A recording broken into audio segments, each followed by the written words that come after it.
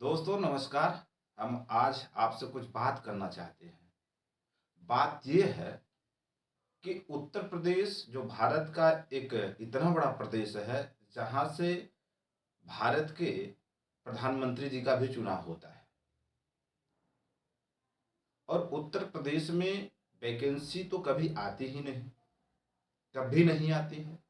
यहाँ उम्र ढल जाता है नौकरी के तलाश में, बावजूद नौकरियां नहीं आती है। बाय द वे कहीं से भूले भटके यदि आ भी जाती है, जो कि युवाओं के चेहरे पर एक मुस्कान देती है, लेकिन परिच लेकिन उस भर्ती के पूरा होने में कितना समय लगेगा ये भी किसी को पता नहीं होता है।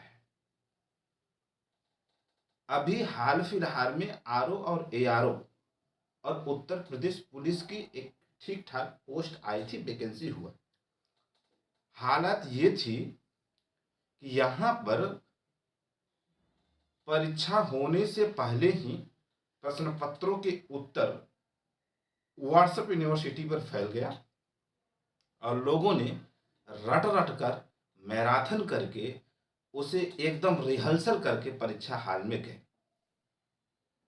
सबसे बड़ी बात यह है कि आज इसी को लेकर के आरओ एआरओ और उत्तर प्रदेश कांस्टेबल भर्ती को लेकर के जो उत्तर प्रदेश का युवा, केवल उत्तर प्रदेश ही नहीं, 8 लाख जनसंख्या तो 8 लाख बच्चों की टोली तो बिहार से भी आई थी, मध्य प्रदेश से भी आई थी, राजस्थान से भी आई थी, उत्तराखंड से भी आई थी।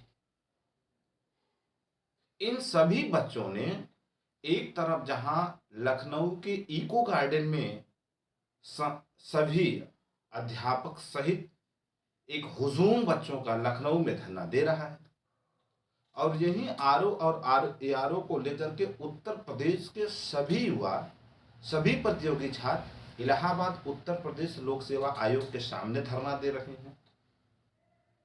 एक तरफ सरकार और आयोग यह मानने के लिए तैयार नहीं, साक्ष्यों पर साक्ष्य मांग रही है और साक्ष्य दिए भी जा रहे हैं, लेकिन हालात ये है कि उन साक्ष्यों को मानने के लिए तैयार नहीं। कमेटियां तो गठित कर दी गई।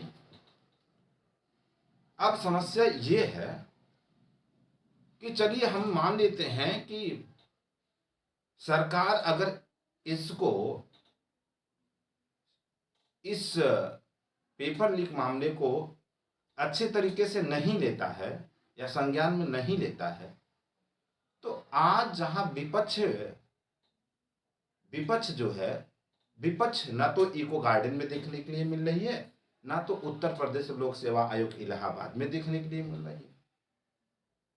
क्या यह पक्ष और विपक्ष वास्तव में युवाओं के साथ खड़े नहीं हैं? इस बात को समझना पड़ेगा। और यही युवा सरकार बनाते हैं, चाहे वो जिसकी सरकारें हैं। तो आज ना तो युवा के साथ विपक्ष दिखाई पड़ रहा है, और पक्ष तो पहले से ही उनका विरोध कर रहा है कि ऐसा कुछ भी नहीं है, मामले एकदम सिरे से खारिज कर रही है। तो आप सोचिए कि क्या आने वाले भविष्य में, जब आने वाला चुनाव है, क्योंकि देखिए रोजगार चुनाव से जुड़ा हुआ है, तो क्या आपका स्टैंड होगा उसे समझना पड़ेगा। तो हम तो कहेंगे कि युवा एकदम बेहतर तरीके से इस मुद्दे पर डटे रहें और पेपर को निरस्त करा करके एक बार पुनः पेपर कराया जाए।